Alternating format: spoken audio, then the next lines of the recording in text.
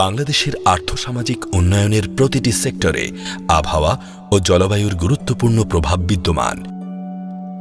Vision 2041 লক্ষ্য পূরণে smart weather forecasting ব্যবস্থা গড়ে তুলতে বাংলাদেশ আবহাওয়া অধিদপ্তর নানা কর্মসূচি হাতে নিয়েছে। আবহাওয়া ও জলবায়ু বিষয়ক সেবার মান উন্নয়নে আবহাওয়া অধিদপ্তরের নানা রকম পরিকল্পনা ও প্রকল্প বাস্তবায়ন প্রক্রিয়া চলমান আছে। আবহাওয়া ক্ষেত্রে ডিজিটাল প্রযুক্তি কি ভূমিকা রাখছে? বাংলাদেশ আবহাওয়া অধিদপ্তরে আমাদের 61টা ভূপৃষ্ঠের পর্যবেক্ষণাগার রয়েছে। সেখানে আমাদের যে প্রতি 3 ঘন্টা অন্তর অন্তর যে সমস্ত আবহাওয়ার উপাত্ত আমাদের 24 ঘন্টা সংগ্রহ করা হচ্ছে, সেই সমস্ত উপাত্ত ডিজিটাল প্রযুক্তিতে সেখানে আমাদের যে কেন্দ্রীয় সেন্ট্রাল সার্ভার আছে ঢাকা জল সতর্কীকরণ কেন্দ্রে, সেখানে চলে আসছে নিয়মিতভাবে। এখন যেটা সরকার নথি চালু করেছে সেটা আমরা ডিজিটাল প্রযুক্তিতে আমরা ব্যবহার করতেছি।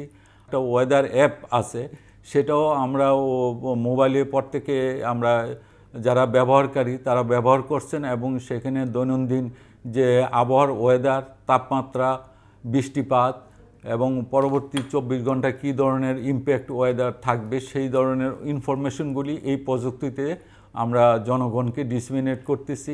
আমাদের 13টি ভূমিকম্প পর্যবেক্ষণাগার রয়েছে সারা দেশে। সেখানে আমাদের টোটাল যন্ত্রপাতিগুলি ডিজিটাল প্রযুক্তি সম্পন্ন যন্ত্র আমরা স্থাপন করেছি এবং যে কোনো স্থানে সংঘটিত ভূমিকম্পের তথ্য আমাদের যে ঢাকা কেন্দ্রীয় ভূমিকম্প পর্যবেক্ষণাগার ও গবেষণা কেন্দ্র রয়েছে সেখানে প্রতিনিয়ত আমাদের সেই তথ্য চলে আসতেছে। সারা দেশে যে আমাদের যে রাডার নেটওয়ার্ক আছে, 5টি রাডার নেটওয়ার্ক, সেই কক্সবাজার, রংপুর, ঢাকা, খেপুপাড়া এবং মৌলভীবাজারে সেই সমস্ত রাডারগুলির থেকে প্রতিনিয়ত এই ছবিগুলি আমাদের ডিজিটাল প্রযুক্তির মাধ্যমে ঢাকার যে কেন্দ্রীয় আবহাওয়া পূর্বাভাস কেন্দ্র আছে সেখানে এই ছবিগুলি আমাদের প্রতিনিয়ত চলে আসতেছে। 2টি প্রকল্প, উন্নয়ন প্রকল্প চলমান রয়েছে, একটি ওয়ার্ল্ড ব্যাংকের অর্থায়নে আর একটি জাইকা আর্থিক ও কারিগরি সহায়তায়।